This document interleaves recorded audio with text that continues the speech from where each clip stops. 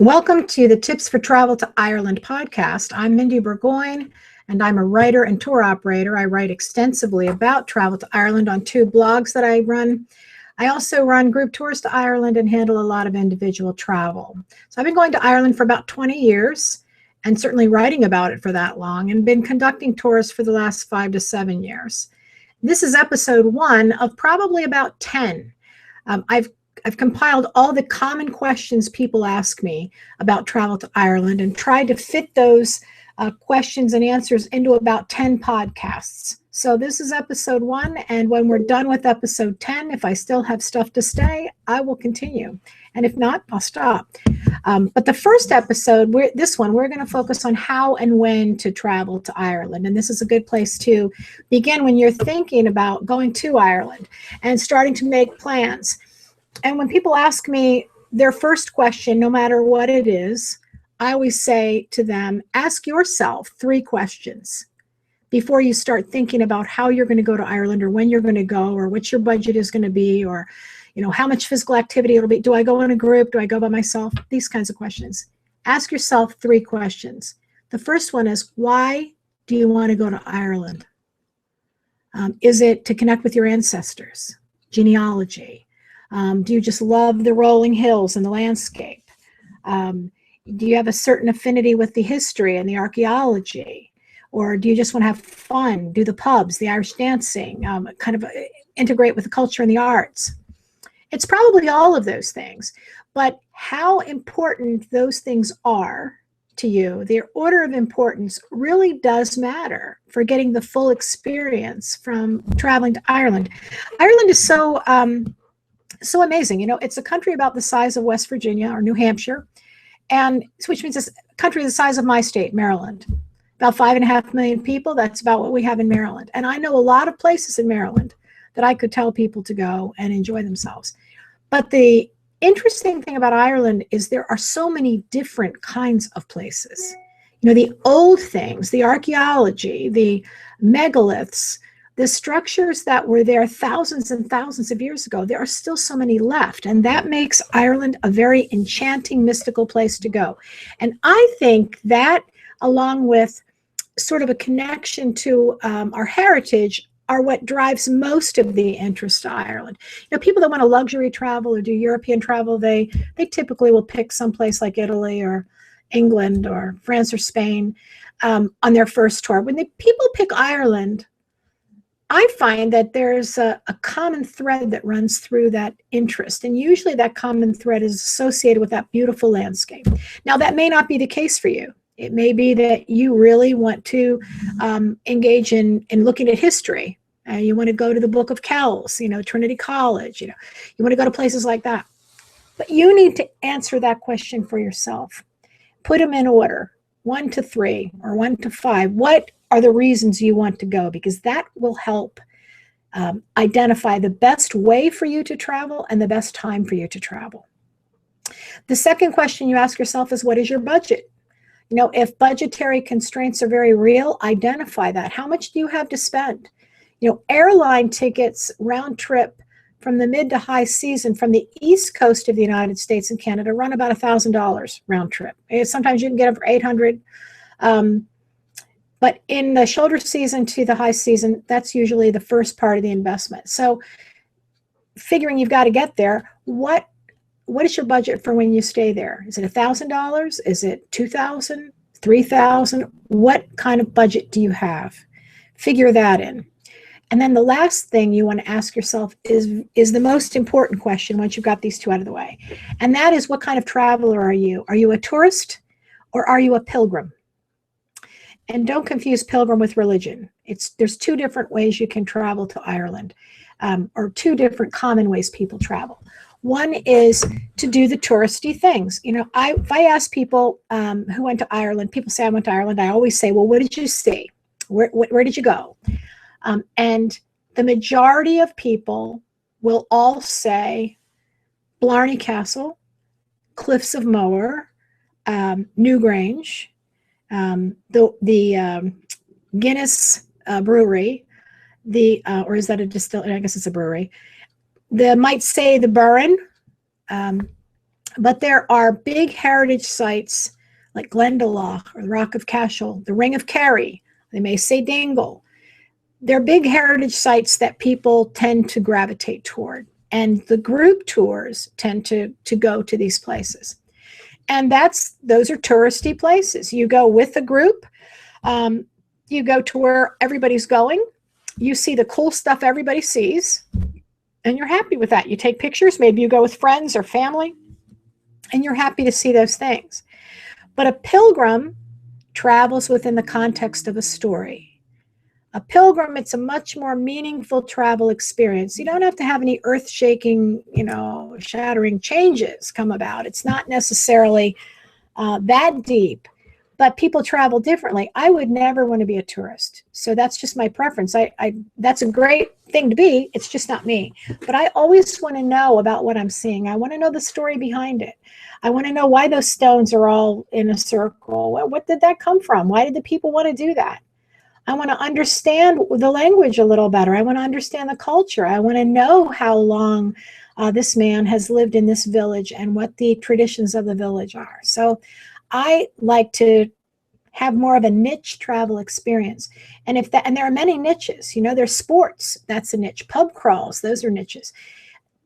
Which kind of experience do you want to have? What do you want to be? So if you want to be a tourist and you've got not a whole lot of money to spend, but you've got a frugal budget, frugal to modest budget, and you want to see all the attractions, then you can probably travel to Ireland very cheaply and do it in a group tour.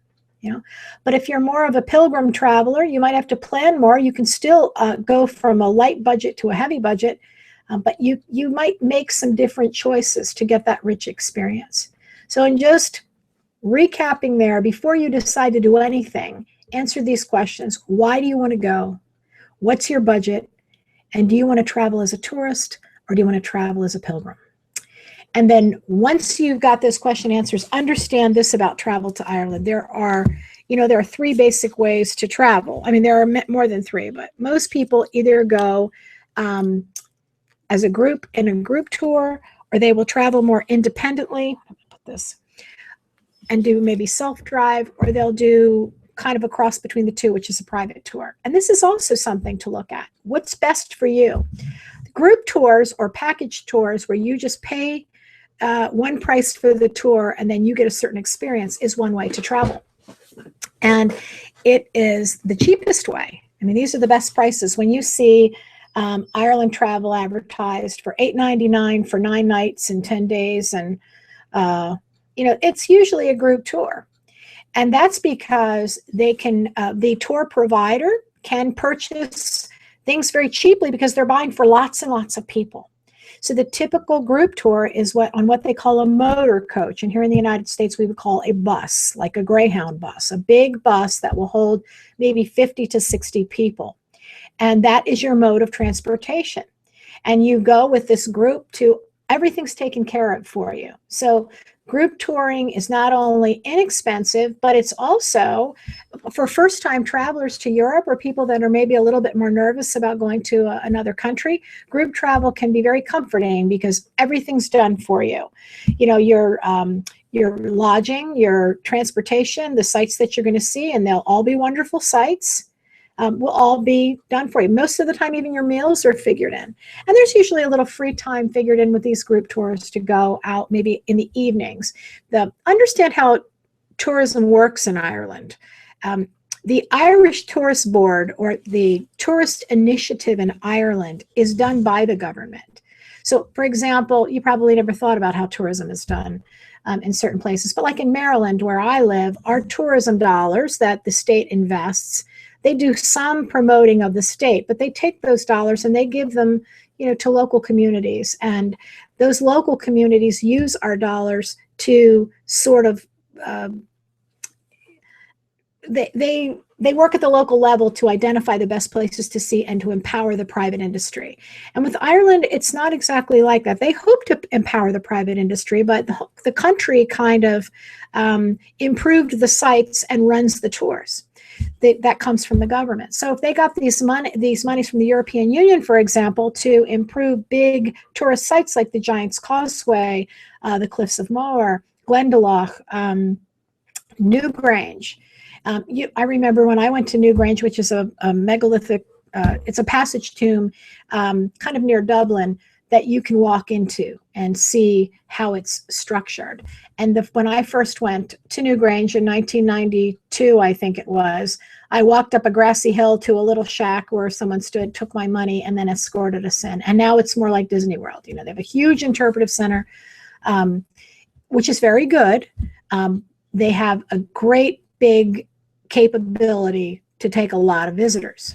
So they improved the site so that they could accommodate a lot of visitors, and then they will put the visitors on the buses and they will take them to the big sites. So when you have this travel experience, you're going to a wonderful place with wonderful accommodations, but you're going with a lot of people and you're going on a tour bus. So that's kind of how group travel works. And you see these motor coaches everywhere. You know, they're very popular. People love them. So that's a group tour. You can pay probably the cheapest you pay anywhere. You'll be able to see some great sights and everything is taken care of for you. What's the downside of group touring? It's crowds. I mean, clearly that's crowds and lack of flexibility. Some people love being, you know, like on a cruise and they get to meet all these people and they get to sit with different people at dinner. That's kind of the way the group touring is in Ireland. You're on a bus and you go lots of places and you go with the same people. You get off. You have a certain amount of time to do whatever you're going to do in that town or at that stop. Then you get back on, you go to the next place. And it's kind of that herding mentality. So you have to like being around a lot of people. You have to like being around the big tourist sites that may have 12 or 13 motor coaches parked at them at the same time. The itinerary is not flexible. So if you have ideas that you'd like to go here and you'd like to go there and it's not on the tour, it's unlikely that you'll have the chance to do that unless you rent a car later. The other downside is that here's the biggest downside, I think, with the motor coaches, is that the best thing you'll ever do in Ireland, no matter what anybody says, it will not be some great site. It won't be, you know, some good food or some memorable historic monument you saw. It will be interacting with the Irish people. They are the most amazing culture and they love to talk and they love to welcome a visitor. And that when you go home and you're thinking about your memories, that's what you're going to remember. You're going to remember the farmer that you talked to in Dingle, or you're going to remember the pub, the guy behind the bar at a pub and the group of people that were talking. You're going to remember the fiddle player that you saw at a trad session and got to chat with afterwards, or the lady who hosted you at the B&B. These are the things you remember, and it is the best thing that you'll do. And the trouble with coach tours is because of their lack of flexibility, they also they limit the opportunity for you to interact with the Irish people. I don't think they mean for it to be like that, but it is like that. Let me give you an example. I was in the town of Fettard in County Tipperary in a cafe, and I was talking to the owner of the cafe about tours coming to Fettard, and he was a former city councilman. And he said to me, you know, these buses come in here and we're all ready for them. We've done some great improvements. We have places to eat. We have, you know, a really interesting tour of the town. It's a walled town, a medieval town. We have this cathedral. And he said they park the buses, they get out all at once. They take pictures of themselves and buildings. They'll all come in en masse to these restaurants. They'll order food, only talk to each other. They talk to no one in the town unless they're shopping and buying something. And they're in a rush to get back on the bus. And then they've done Fettard. And they go on to the next town. And so I think that's a role. You know, I think you're really missing something when you do that. So if you are on a coach tour, if you deliberately make yourself talk to people. You know, if you're in a restaurant, talk to the Irish people that are there politely. Don't just, you know, there's a way to talk to people, But get yourself in a situation where you can talk to the locals every chance you get. And sometimes the coach tours limit that. So what's the second type? The second type of tour is the self-drive. So the group tours or package tours, and then number 2 would be self-drive. And a lot of people do this. They go to Ireland and they rent a car and they do their own itinerary. Maybe they get a guidebook.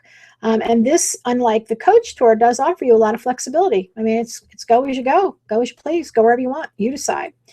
You have an opportunity for a more concentrated interest. If you like history, you can just see what you like. You don't have to go to the Waterford Crystal place if that isn't what interests you, and that happens to be what's on the group tour. You can do what you want.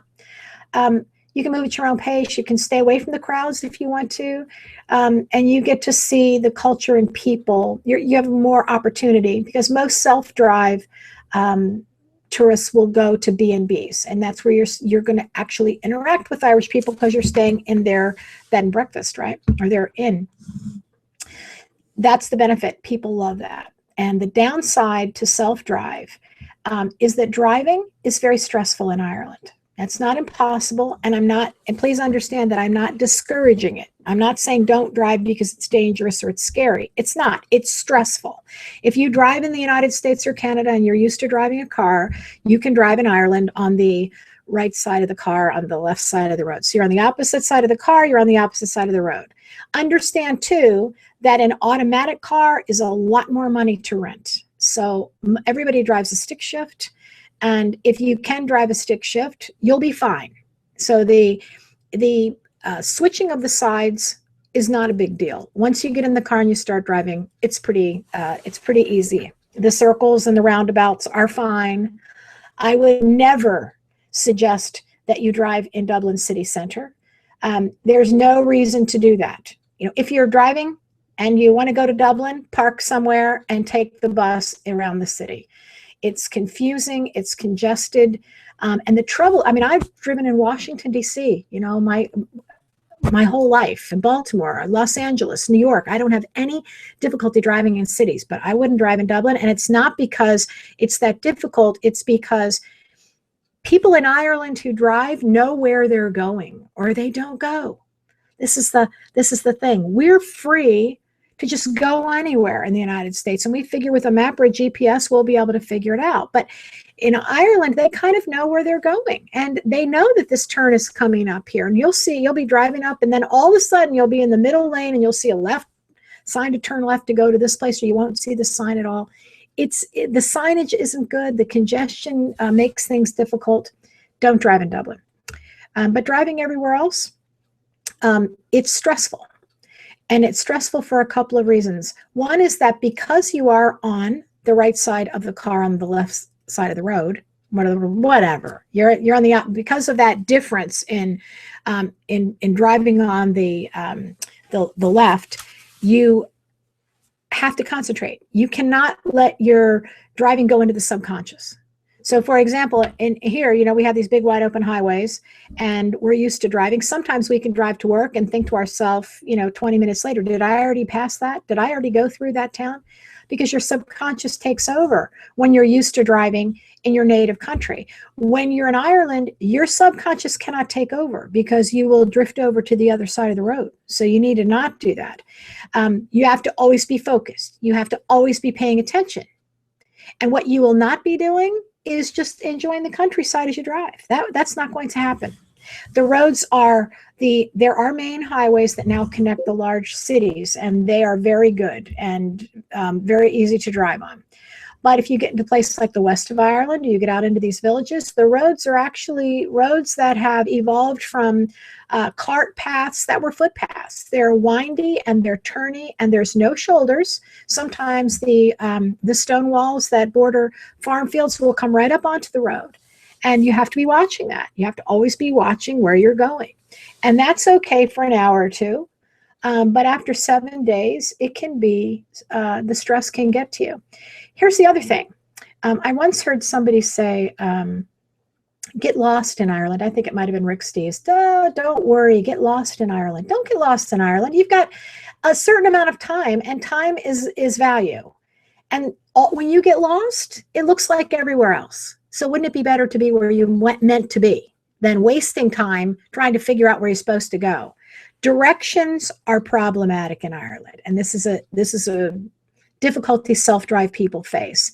So you've made a wrong turn, and you're trying to get your bearings with maybe a map, if you've got a good map, or your GPS. And I'll tell you, I take my iPhone to Ireland and I use the GPS. I buy a little data package through my service provider, and it's the best investment I make, because the GPS, you can at least see where you are and identify where you want to be. But if you get lost, it takes a lot of time to get back on track and figure out where you want to be. And I love the Irish, I do, but they are so very, very poor at giving directions, and for lots of reasons. They don't want to disappoint you, so they'll tell you something, but they even admit to themselves they don't do the directions things well. Once in a while you'll get lucky and you'll get somebody and you say, how do I get here? And they'll draw you a little map, and that is helpful if they can draw it out. Helpful, because they're looking at landmarks in Ireland. They're not looking at route numbers, and they're looking at, you go down here to the church and the road will come into a bad bend, and that's difficult. So that's another challenge with self-drive, is being able to manage getting from here to there. And oftentimes I see more than not, people that self-drive don't have a concept of the distance. So they'll say, well, we're going to self-drive, we're going to fly into Dublin and we'll get a car and we'll go up to Donegal, because that's where my wife's family is from, and then down to Cork, and then maybe over to Galway. And that's way too much to drive. You're doing nothing but driving the whole time. And with that flexibility of self-drive, people tend to stretch what they really can do. So that's the other downside to self-drive. But I'm still a big fan of it. It's not impossible. It's just stressful. So keep that in mind. If you can deal with the stress, then it's a great way to go. And the third way to go is a private tour group that specializes in some niche kind of travel. There's lots of these. I run one of these. My group is, I run tours that go to mystical places. So that's our niche. But there are sports tours, there are pub crawls, there are festival tours, there's all kinds of niche tour groups. There's also companies that will help you figure out your own itinerary. So, they might have 4 or 5 big places in a package tour in a region, and then you can add a couple of yourself. But what I think the ideal, if you're a pilgrim, or if you're a cross between a tourist pilgrim, this small group touring is really the best way to go, because they'll usually you'll have your transportation taken care of and your hotels and all of that. But you're in a much smaller group, maybe about 20 people. They're going to go to places that the big coaches can't go. They're going to avoid the big touristy places and sort of maneuver a path that can get you into very interesting sites in your niche. And still, you can interact with the Irish people, you can interact with the people on your tour. It's just on a smaller scale. So it's kind of the best of both worlds, I think, the private tour groups. There are tour groups that do food, farm to table, those kinds of culinary tours are popping up. There are spiritual tours. There are tours of just the megaliths. And if you search them on the internet, sometimes that private group tour is the best way to go. But if you are doing a private group tour, there's a couple of tips, for working with a private tour group. And one is to ask them how long they've been doing this. That's important. The experience matters. The tours I was giving 6 years ago are not near as good as the tours I'm leading now. Tour operators learn as they go.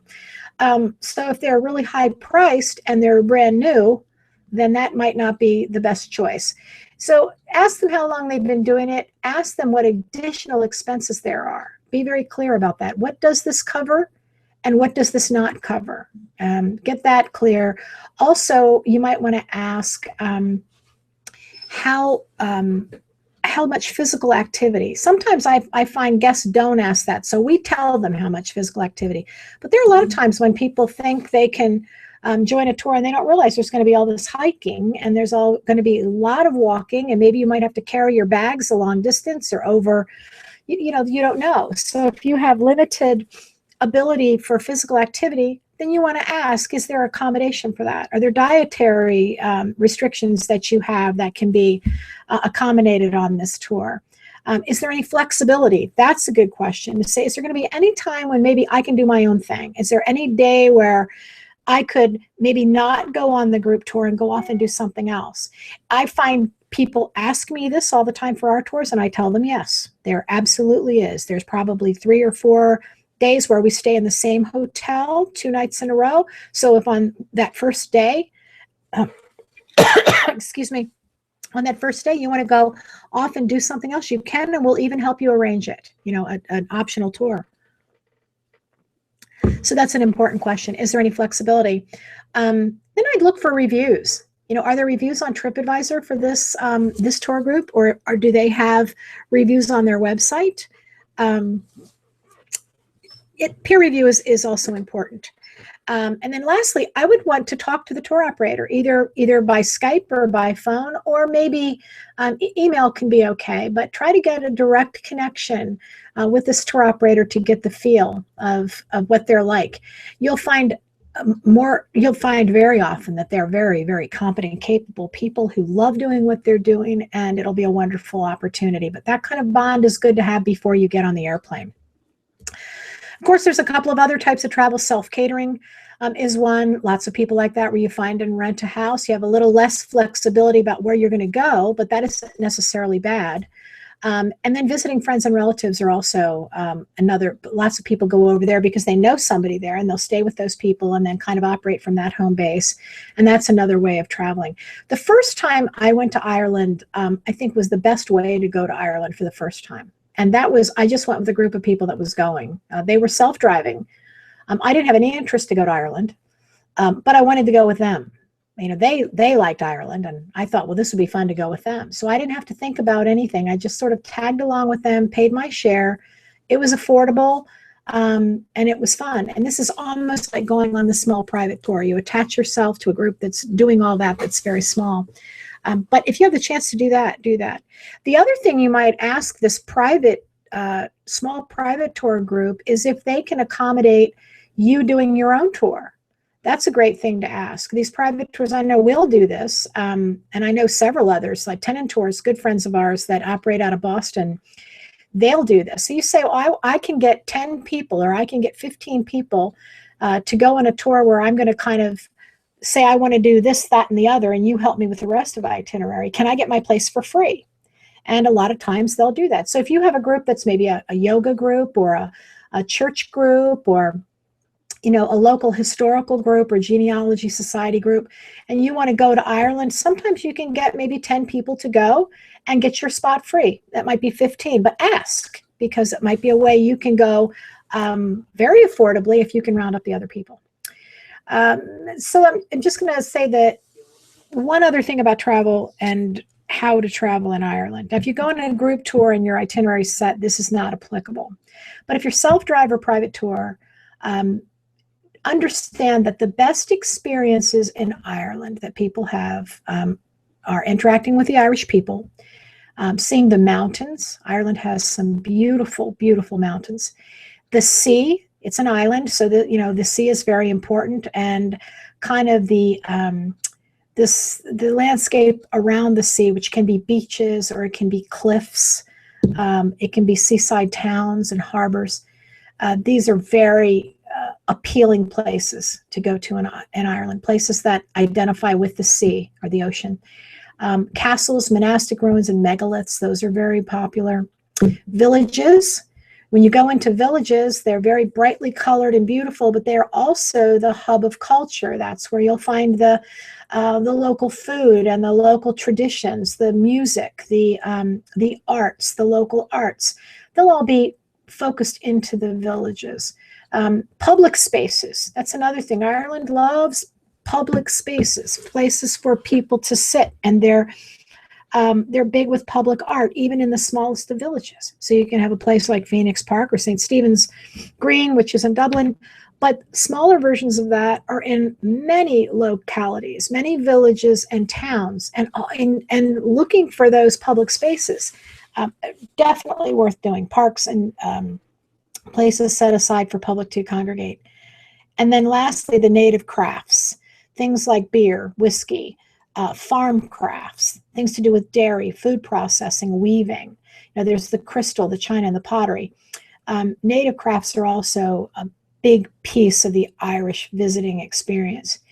And as I, say all of these things, the mountains, the sea, the castles, monastic ruins, megaliths, villages, local culture, public spaces, native crafts, all of those things are found in various provinces. So if you just want to do the Southwest or the North or the general West, the West from Sligo to Clare, or you want to do the center part of Ireland and make it go sort of over to Dublin, you can do a region and get all of those things. Every one of those things is in all 4 regions. Just pick a spot and stick to that so that you don't have to drive and spend your time on the road. Why should you go to the cliffs of Moher to see cliffs and the seaside and then drive all the way out to Wicklow to see the mountains? Not that both of them are not great places to visit, but you could see mountains right near the cliffs of Moher without driving so far. So it's a much better experience, especially if you're crafting it yourself, to stick to one region, to stick to about a quarter of Ireland. If you drew a cross on Ireland, take a quadrant and see that. And don't be afraid of the North. The North is, I'll talk about that in a later podcast, but the North is the most untouched. And I don't just mean Northern Ireland, which is a country of 6 counties. I mean the North, which is Northern Ireland plus Donegal, plus parts of Sligo, maybe Monaghan. The North is a phenomenal place to visit. So anyway, pick a region. B&Bs versus hotels. I won't say too much about this because there isn't that much to say, except that they're getting closer in price, I'm finding. It used to be that B&Bs were much less expensive. So when you were budget traveling, a B&B might be a lot less costly. Not anymore. B&Bs, for the most part, are like little mini inns. Even if they're a small house, there'll be rooms for you to sleep in. Most will be en suite, meaning they have their own private bathroom. There'll be a general area of eating. But I find that the experience is wonderful because you do get to speak to the hosts and you can talk, and they're so friendly. They are so friendly and so warm, usually a delight to talk to, but it's a lot less homey than it used to be, and it's more expensive. And the other thing I'm finding with B&Bs is that the proprietors, since the economic crash of 2008, the proprietors you're finding a lot of them not wanting to take credit cards. And that's disturbing because for 2 people, it could be 120 euros. It could be easily 100 euros. And who wants to have cash if you're going to stay 2 nights, for that amount? I guess there are some people, but I like to use my credit card because I'm protected. I don't have to carry cash that I have to worry about getting lost or stolen. And I can keep track of my expenses when I'm at home. I can look and see how much I spent because it's a credit card. The hotels you don't have any problem with, but some B&Bs are, I've actually had the B&B, checked into a B&B that accepts credit cards. And then when I go to check out, they ask me for cash. Do you have cash? Because I'd really rather have cash. Oh, did we say credit card? Oh, So be aware of that with the B&Bs. If you want to pay by credit card, then, you make that very clear up front that that's how you're going to pay. You can also get vouchers. Sometimes ask your travel agent to get them for you. They get them through a B&B group vendor where they'll just get you vouchers and you don't have to worry about, you take the voucher with you, and any B&B that takes a voucher will accept it. You make the reservation and just hand them the voucher and you don't have to worry about cash or credit card. So the B&B experience is good that way. The hotel experience is very much like in America. Most of the time you can get breakfast included, and they're in city centers usually, or well, not necessarily. Sometimes they're outside the city center, but the hotel experience is the hotel experience. It's comfortable, it's pretty predictable, and it's not that much more expensive than a B&B unless you're staying in a really luxurious hotel. There's another mode of, another way Dan and I like to stay when we're not going with a group, and that's in the little village hotels. Some of them have closed up. I will say after the crash, we've seen a lot of them, a lot of vacant hotels in little villages. But the little towns will usually have a hotel, and they cost about as much as the B&B. And the reason we like staying in the hotel is because we can wake up in the morning and we're right in the village. We can go walking around. We can walk to the market. We can do the town walk and we're right there. And that I find to be an advantage. Eating breakfast, you get to talk with other people because it's a much smaller kind of area.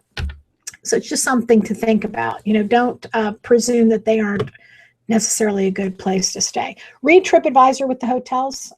Their TripAdvisor gives you a good idea, but you can tell some people that go to Ireland expect a whole lot in a hotel, and when they don't get it, they complain.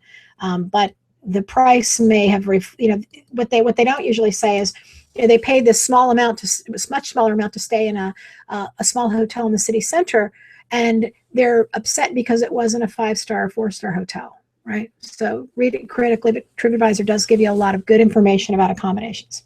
Okay, I'm going to close with when to travel. And this is what we get a lot. When should I travel to Ireland? And again, are you a tourist or are you a pilgrim? Because if you don't like crowds, then you will not like going in July and August, which is the high season.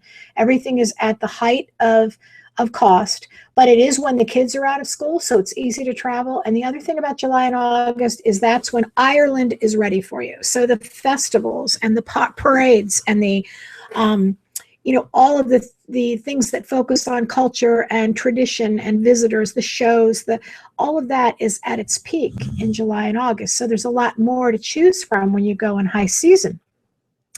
May and April are good for the shoulder season, but I've been in April and it's a little cold, it's a little chilly. So you want to dress in layers and don't expect it to be an April day like you might get in the mid-Atlantic or in the South, because it's not quite warmed up in April.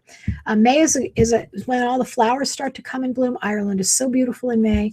It's still on that shoulder season, so you don't have as many tour buses if you pull up to the Pol na Bron Dolmen in the Burren in July, you're just going to see a lot of motor coaches. You're going to see the tour buses of people get off and they'll all be there with you. So if you're the type that doesn't like the crowds, the shoulder season is probably really good. Shoulder season also includes September and October, and September is, lots of the tourist venues are still open. So you can take advantage of being able to get into places that are only seasonal. The price is a little bit lower and the crowds have eased up. But once you get into the off season, which is November to March, you'll find everything's much cheaper. The airfares are cheaper.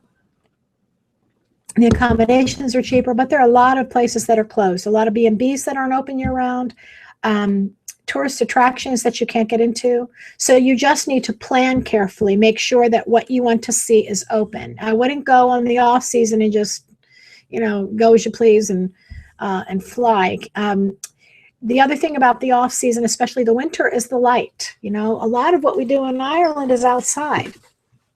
And if you're going to go for a day hiking in the Burren or driving through Connemara and you want to see the light, it gets dark early. So it's dark at 5 o'clock in the winter, and you've got a lot of nighttime to spend by yourself indoors. So give that some thought. The other thing is, if you want to go to Ireland, you got to learn to love the rain. You definitely want to love the rain because it's going to rain. It rains probably the most in July and August, according to a chart I just looked at, Ireland tourist chart.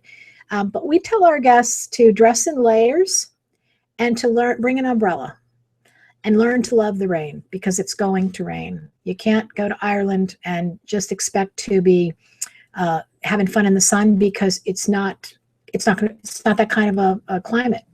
But the moisture in the climate is one that's going to make it so that you have all those green fields and everything that turns out green. That's because it is such a wet climate. And usually when it rains, it only rains for a while, and then it will stop and the clouds will part and you'll get a blue sky. But expect the rain, because it will rain. And it will rain all year round. So it's not specifically to one month. I've heard some people say that the rainy season is in the spring. Last year, we had a little bit of rain in May and no rain in September, and everybody exclaimed about how wild and unreal that was, because 7 sunny days in a row just wasn't a typical occurrence. Sometimes that landscape is so beautiful in the rain too. There's just something about coming up upon a mountaintop when it's all misty that makes it very different and very worthwhile. So in closing, I'm going to say this is the end of this episode. I hope you learned a few things. And in the next episode, I think we're going to talk more about how to move about the landscape. So actually, what are we talking about in the next episode? Let me look at it here. Episode 2. I don't see it. Oh, here we go. In episode 2, it's going to be preparing to travel. What do you have to do to get ready? What kind of things should you bring? How should you pack? How should you get around the region? What kind of maps, GPS, that kind of thing? We're going to talk about that in episode 2. So subscribe to us on iTunes if you want to continue to listen to this podcast. You can find me at my 2 websites that focus on travel. They are www.thinplacestour.com. That's thin is in the opposite of fat, ThinPlacestour.com, thinplacestour.com. Also, my main travel site is travelhag.com. That's TRAVELHAG, hag like in witch. And you can email me at mindy@travelhag.com. And if you look in the show notes, I'll have a few web links that will show you some of those private tour companies, places that you can book travel, and a few resources. So be sure to check the show notes for that. Thank you for listening, and see you next time.